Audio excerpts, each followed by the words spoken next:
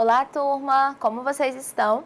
Espero que todos estejam muito bem. Eu sou a professora Marilane Moraes e estou muito feliz porque estamos aqui hoje juntos para mais uma aula.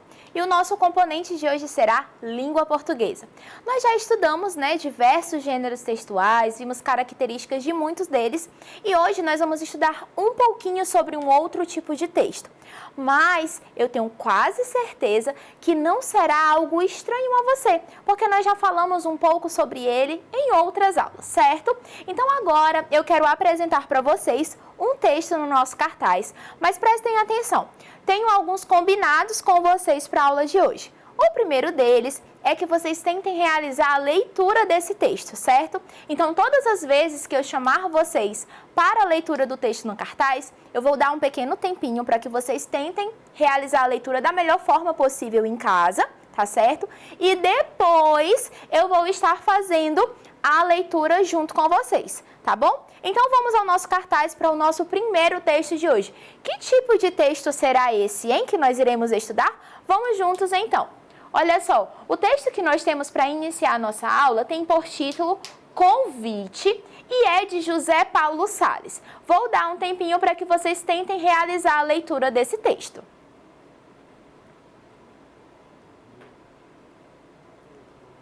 Conseguiram realizar um pouquinho, pelo menos, da leitura? Vamos agora ler juntos? Vamos lá, então. Convite. Poesia é brincar com palavras, como se brinca com bola, papagaio, peão. Só que bola, papagaio, peão, de tanto brincar se gastam. As palavras não. Quanto mais se brinca com elas, mais novas ficam. Como a água do rio, que é água sempre nova. Como cada dia, que é sempre um novo dia. Vamos brincar de poesia? José Paulo Paes. Turma, olha só, vocês já conheciam esse texto, não é mesmo? Eu trouxe eles em aulas anteriores num varal de poesias, num varal de poemas, né? E olha só, turminha, que tipo de texto será esse, hein? É um poema, muito bem. E deixa eu falar para vocês, qual é o título desse poema? É o Convite, certo? Mas durante o poema, nós conseguimos ler ali que o autor, ele fala sobre brincar com palavras. Por que será que ele usa esse termo? Por que será que ele fala em brincar com palavras? Pensem um pouquinho sobre isso. Mas antes, eu quero perguntar algo a vocês. Vocês conhecem alguma brincadeira que envolve, palavras? Vocês conhecem alguma brincadeira? Ou já ouviram falar, ou até mesmo já brincaram de algo que envolva palavras? E aí, sim? Tá com dúvidas? Calma. Eu vou falar algumas brincadeiras aqui e eu tenho quase certeza que você já vai ter participado de alguma delas. Uma são as adivinhas. Isso mesmo, são brincadeiras que envolvem o quê?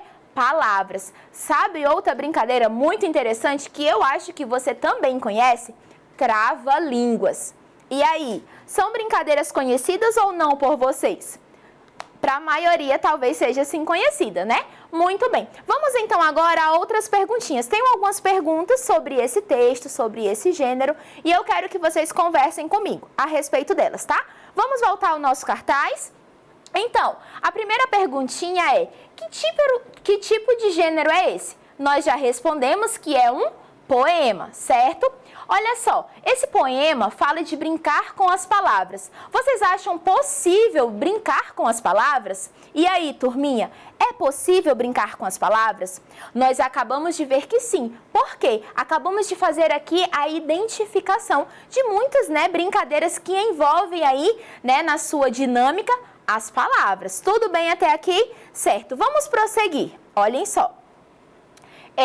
Quero saber de vocês por que o autor acha que poesia é brincar com as palavras. Por que você acha que José Paulo Paes menciona lá no poema, que poesia é brincar com as palavras? Por que ele fala isso? O que você acha? Pense aí um pouquinho.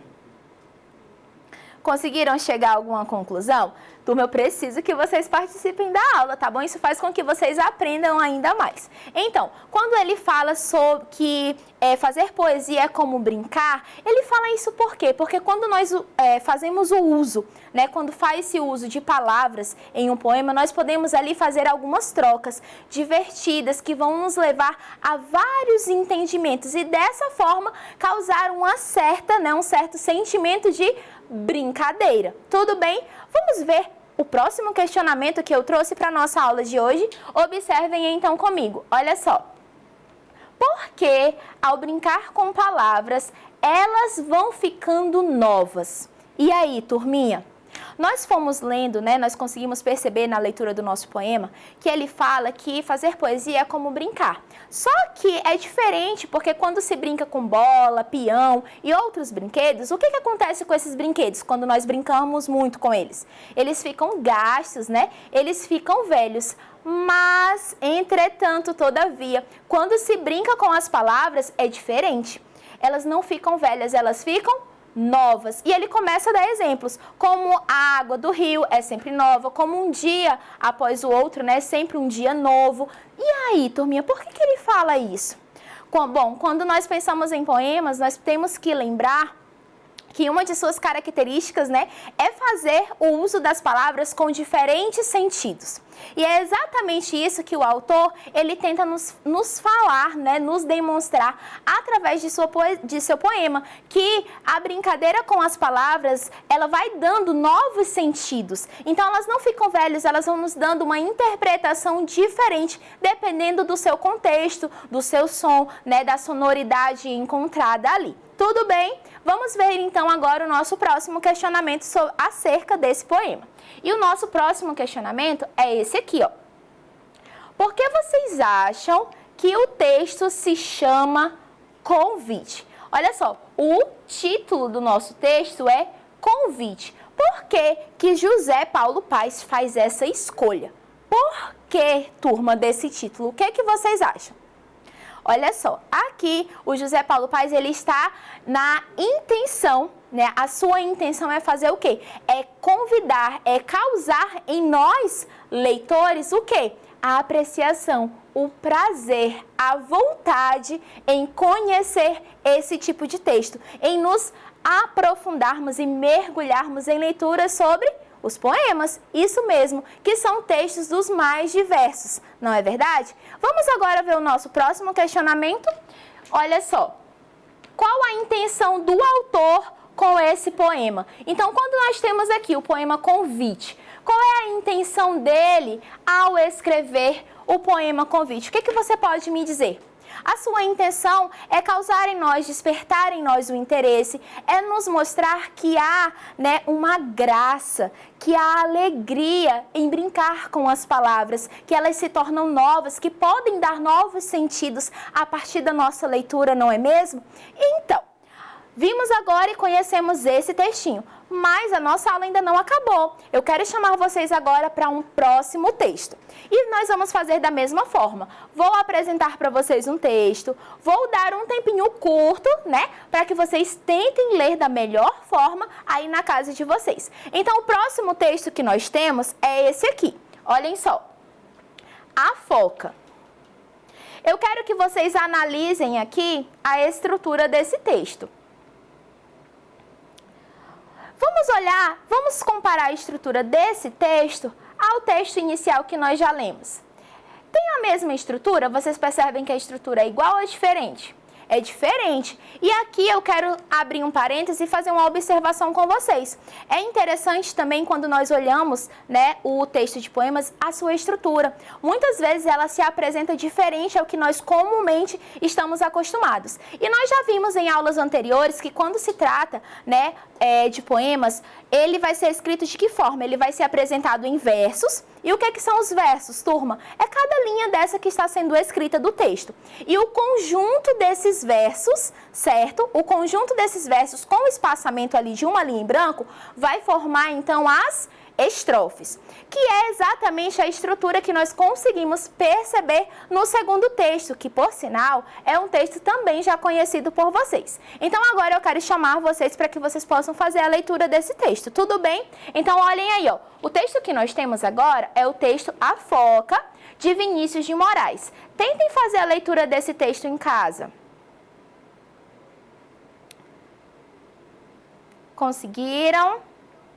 Vamos então agora fazer a leitura juntos. A foca. Quer ver a foca ficar feliz? É pôr uma bola no seu nariz. Quer ver a foca bater palminhas? É dar a ela uma sardinha. Quer ver a foca fazer uma briga? É espetar ela bem na barriga. Vinícius de Moraes. Como eu falei para vocês, não é? Esse texto é um texto conhecido, nós já o utilizamos, né, em aulas anteriores. E então, nós conseguimos perceber aqui a presença dos versos e nós já sabemos que se trata de que tipo de texto, turma? Muito bem, nós temos aqui um poema. Ele contém versos e o que mais que contém num poema também? Nesse que nós acabamos de ler, a presença de estrofes. E se eu perguntasse a você, quantas estrofes nós temos nesse poema A Foca e quantos versos? Você saberia me responder? Sim ou não? Saberia? Muito bem, parabéns! Então vamos fazer a identificação juntos? Vamos lá? Olhem só, nós temos aqui 1, 2, 3, 4, 5, 6, 7, 8, 9, 10, 11, 12. Nós temos 12 versos. E estrofes, nós temos quantas? Olha só. Nós temos 1, 2, 3 estrofes. E quando nós falamos de poemas, além da presença de versos, além da presença das estrofes, nós também conseguimos perceber a presença de rimas, não é verdade? E o que é uma rima, turminha? Rima é o quê? Você sabe me dizer o que são rimas? Rimas é quando as palavras vão apresentar sons semelhantes, né? Ou iguais, não é mesmo? E observando esse poema, A Foca, vocês conseguiram perceber palavras que possuem sons semelhantes ou iguais? Muitas vezes, né, aparecem esses sons nas finalizações das palavras. Vocês conseguiram perceber?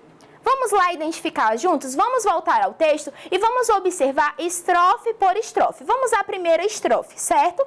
Aqui na primeira estrofe, vamos pegar aqui a palavrinha feliz. Certo? Qual é a palavra na primeira estrofe que está rimando com a palavra feliz? Muito bem, a palavra nariz, certo? E na segunda estrofe? Vamos pegar aqui a palavra palminhas. Qual a palavra da segunda estrofe que rima com a palavra palminhas?